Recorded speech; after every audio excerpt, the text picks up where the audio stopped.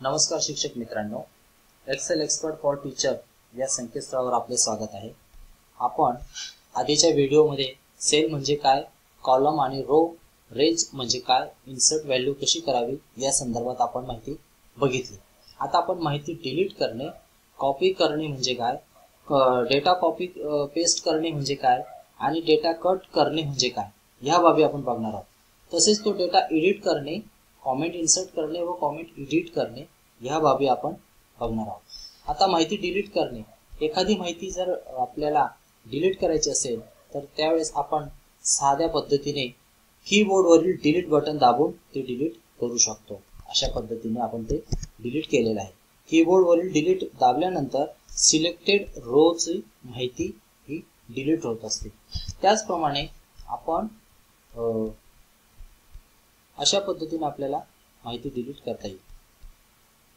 तसेच आपल्याला माहिती कॉपी करणे म्हणजे काय, तर एखादा डेटा एखाद्या सिलेक्टेड सेल मध्ये असेल तर तो आपण कीबोर्डवरील कंट्रोल सी हे शॉर्टकट कीज वापरून आपण नवीन डेस्टिनेशनला कंट्रोल व्ही केल्यानंतर ते त्या ठिकाणी पेस्ट होत असतं, म्हणजे कॉपी करून आपण तो डेटा पेस्ट केलेला असतो। त्याचप्रमाणे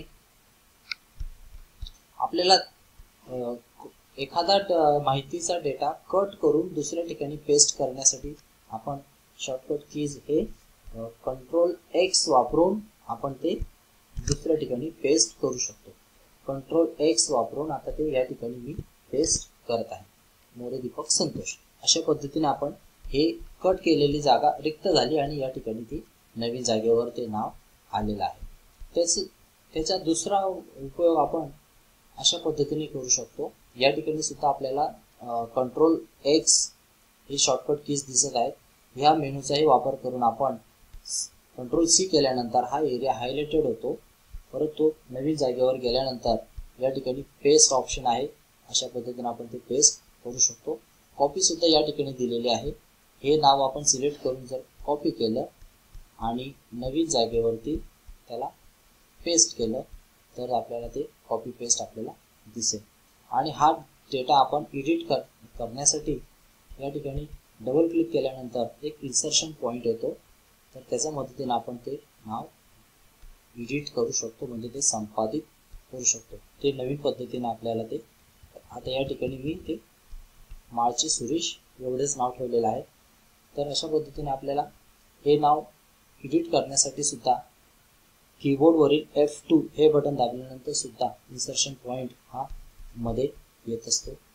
त्यानंतर एखाद्या ठिकाणी आपल्याला कॉमेंट इन्सर्ट करणे, म्हणजे एखादी बाब आपल्याला लक्षात राहायला हवी यासाठी आपण त्या सेलमध्ये आपण कॉमेंट हे देत असतो। आता या ठिकाणी नंदा राजू चव्हाण या ठिकाणी आपल्याला एखादा कॉमेंट द्यायचं असेल तर राईट क्लिक करून या ठिकाणी इन्सर्ट कॉमेंट म्हणून एक ऑप्शन आहे, त्या ठिकाणी एक विंडो ओपन होते। या ठिकाणी आपल्याला हवं ते माहिती टाकू आपण शकतो। शी इज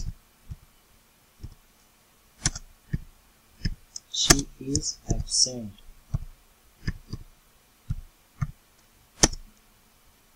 लास्ट वीक। अशा पद्धतीने आपण एक मेमराइज म्हणून, स्मरण म्हणून त्या ठिकाणी आपण ते लिहू शकतो। आता ज्या वेळेस आपला माऊस त्या सेलवर जाणार त्या वेळेस आपल्याला ते कॉमेंट्स आपल्याला बघायला मिळेल। हे कॉमेंट्स आपण कंटिन्यू सुद्धा ठेवू शकतो। राईट क्लिक करून शो कॉमेंट्स असं केल्यानंतर ते परमनंटली आपल्याला ते दिसतच राहील, किंवा राईट क्लिक केल्यानंतर ते हाईडही करता येईल। त्याला एडिट सुद्धा करण्यासाठी राईट क्लिक करून एडिट कॉमेंट्स या ठिकाणी परत आपल्याला फुल स्टॉप देऊन हे कॉमेंट्स पूर्ण करता येईल। अशा पद्धतीने आपण कॉमेंट्स एडिट करणे, इन्सर्ट करणे आणि डेटा कॉपी पेस्ट करणे या बाबी आपण या आजच्या व्हिडिओमध्ये बघितल्या आहे। तर आपल्याला हा व्हिडिओ आवडलाच असेल अशी अपेक्षा करतो। हा व्हिडिओ आपण एक्सेल एक्सपर्ट फॉर टीचर या संकेतस्थळावरही मोफत पाहू शकता आणि तो डाउनलोडही करू शकता।